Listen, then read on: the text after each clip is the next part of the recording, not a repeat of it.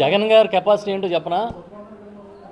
2018లో పాదయాత్ర చేస్తుంటే శ్రీకాకుళంలో 22 మంది మత్స్యకారుల్ని పాకిస్తాన్లో ఆపేశారని, అక్కడ అరెస్ట్ చేసి లోపల పెట్టారంటే నేను వచ్చిన తర్వాత తీసుకొస్తానని చెప్పి ఒక టీముని పెట్టి పాకిస్తాన్ నుంచి 22 మంది మత్స్యకారులని సురక్షితంగా భారతదేశానికి సురక్షితంగా తీసుకొచ్చి శ్రీకాకుళంలో వాళ్ళ ఇంటికి అప్పచెప్పి ఒక్క కుటుంబానికి 5 లక్షల రూపాయలు ఇచ్చారు. అది జగన్మోహన్ రెడ్డి గారి మార్క్.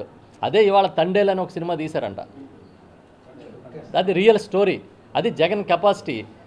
పాకిస్తాన్లో వాళ్ళనే గౌరవప్రదంగా తీసుకొచ్చింది జగన్ అయితే, చంద్రబాబు నాయుడు గారు ఇవాళ వరకు ట్రంప్ గారు మీరు తప్పు చేస్తున్నారు ఎందుకు స్టేట్మెంట్ ఇవ్వలేదు? అది అడగండి. అది అడగట్లే మీరు. ఆ అధికారంలో అపోజిషన్ కాదు స్వామి, ఆ అధికారంలో లేని వాళ్ళు అడుగుతారండి. అధికారంలో ఉన్నవాడిని వదిలేసి అధికారంలో ఉన్నవాడిని అడగాలా, లేనివాడిని అడుగుతారా? అడగండి మరి. అది అడగకుండా ఏదో జగన్ గారే ఇవాళ కూడా ముఖ్యమంత్రిగా ఉన్నారని మీరు అనుకుని వినండి స్వామి. నేను చెప్పానా పాకిస్తాన్ నుంచి ఎలా తీసుకొచ్చాడు జగన్ గారు? మగోళ్ళ తీసుకొచ్చాడా?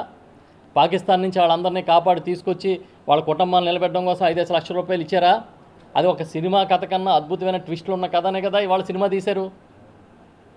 ట్రంప్ గారు మీరే చెప్తున్నారా వేడిలేసి పంపినట్టు పంపుతున్నారని? మరి ఈ దేశంలో కూటమిలో ఉన్న పార్టీలు ప్రభుత్వాలు మాట్లాడుకుని ఇది అన్యాయం అయ్యా, మా ఆత్మగౌరవం అయ్యా అని మాట్లాడాలి కదా. మాట్లాడకపోతే మీరు అడగాలి కదా. మీరు ఎవరిని అడిగారు? జగన్ గారిని అడుగుతారా? మన స్థాయి కానివి ఇక్కడ మనం మాట్లాడుకోకూడదు. రైట్.